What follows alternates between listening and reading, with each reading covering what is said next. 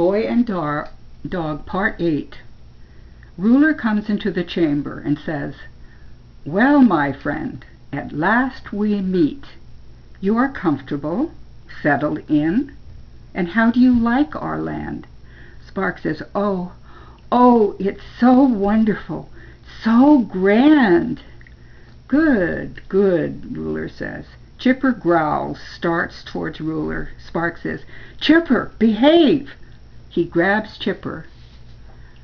Then Spark says apologetically, "He's really being so ornery. I don't know why I brought him even." Ruler says, "He is a bit rambunctious." Spark says, "I will certainly make him obey." Then he beams at Ruler and says, "Oh, Ruler, this is the best place in the whole world. I'm never going to leave." Ruler says, "What a bright young man you are. Of course you must stay. And you are called Spark, I believe?" "Yes, sir." "Very well, then. Spark it is."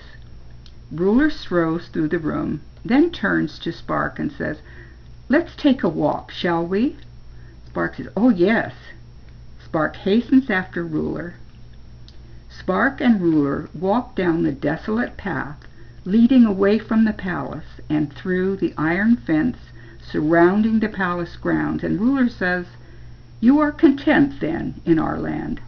Spark says, "Oh, it is the most wondrous place in the whole world." Ruler says, "Splendid, splendid." They pass a man-made lake where small boats glide. Ruler continues, "Most people just drift into our land, but you, on the other hand, you wished to come."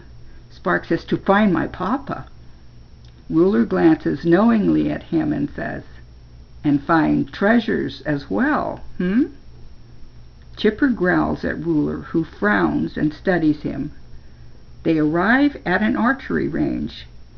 A few men indifferently shoot arrows at targets in a barren field, while some women and children aimlessly loll about. At Ruler's approach, the onlookers whisper and watch his every move.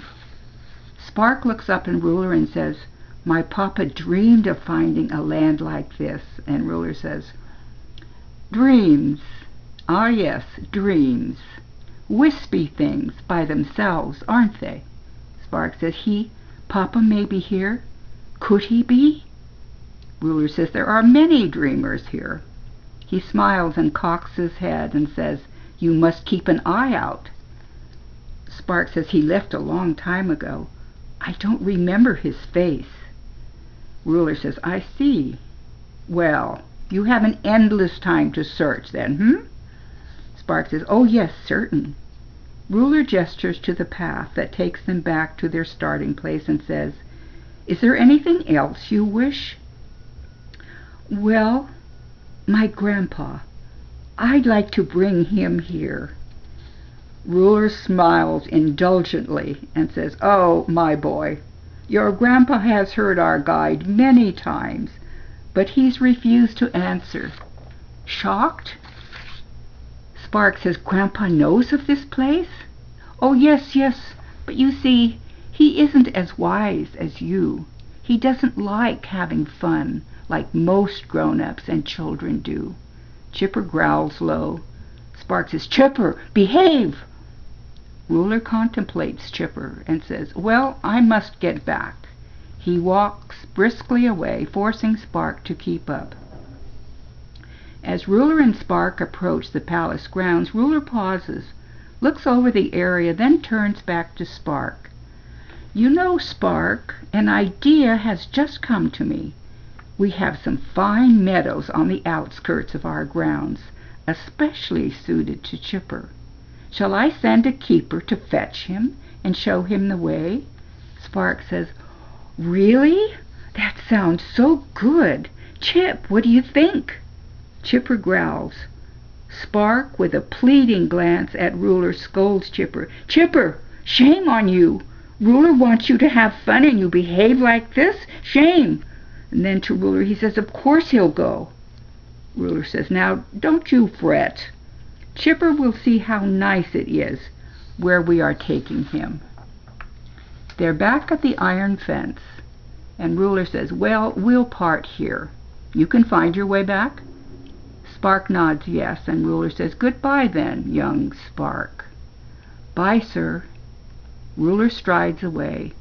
Spark abruptly turns, shouting at Chipper, driven by his desperate need not to displease Ruler, and he says, "Don't you ever growl at Ruler again! Do you hear? Do you?"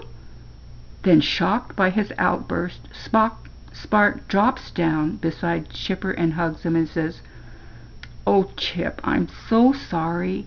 I don't know why I do this." Chipper thumps his tail with happiness, and Spark says, "Chip, can't you be friendly-like to Ruler, just a little?" Spark presses his face into Chipper's neck. As time goes by, the glamorous appearing environment of the Land of Happiness gradually fades in Spark's eyes. Sometime later, in a recreation hall, Spark, Leaf, and Clem lays on cushions idly, tossing rings over a bottle. Mela fidgets on the side, yearning to participate. Spark grabs a ring and takes a throw, and then says, "Say, I've looked and haven't come across one book. Where do you keep them?" Leaf said, "Books? Are they fun to play with?" Spark says, "Well, you don't play with them, you read them." Mela says, "What? What?" Severe approaches and glares morosely at the boys. Letty trails a little behind. Severe says, "Dumb game." Letty peeps bashfully at Spark. Severe sees this and kicks at the bottle and says, "Stupid." The boys hesitantly stand. Severe shoves Clem out of the way and boots at the bottle again. Spark says, "Hey!" Severe stalks off, Letty scooting after him. Clem and Leaf slowly follow. Mela remains. Clem says as they walk off, "I'm going to take a sweet to Ruler." Severe shoves him and says, "He doesn't want anything from you. I'll take him something." Leaf says, "Can I come?" Spark stares after them, perplexed. Some time has passed.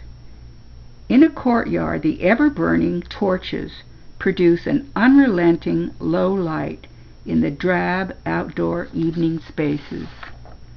Spark sits on a bench, lethargically sketching in the dirt with a stick. Severe, Clem, and Leaf lounge nearby, an air of discontent evident. A tranquil Letty leans against her brother. Mela scowls at Spark. He is just like the others now. Severe points to Spark's drawing and says, "Ugly." Clem and Leaf look over Spark's shoulder, and Leaf says, "Pictures are supposed to be pretty." Spark says, "It's not a picture, it's a word." Mela pushes between Clem and Leaf, studies the drawing, and Clem says, "A word?" Spark explains, "They tell stories in books." Mela slowly traces the word with her finger. Letty scampers after Severe as he wanders away, slipping her hand into his.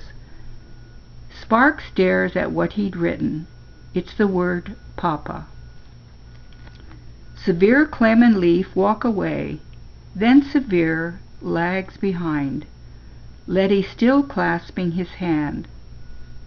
Severe looks back, pensive. Later, in a barren field, Spark sits on a large rock, aimlessly tossing stones. Motion comes up and says, "Hello, Spark." Spark says, "Oh, hello." Motion says, "Want to take a walk?" "Oh, may as well. Nothing else to do." Spark gets up, absently takes a candy from his pocket, looks at it without interest, then puts it back. They start off.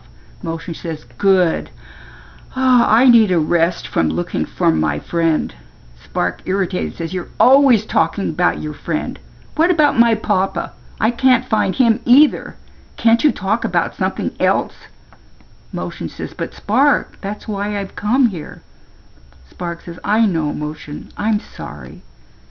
Well, Motion says, by the way, where's Chipper? I haven't seen him lately. Spark throws the stick and says, I don't know. I don't care. He just whines and spoils everything. Motion says, Spark, how can you talk like that? He's your friend. He isn't my friend lately. He never wants to do anything I want to do. He ruins all my fun. Motion says, Spark.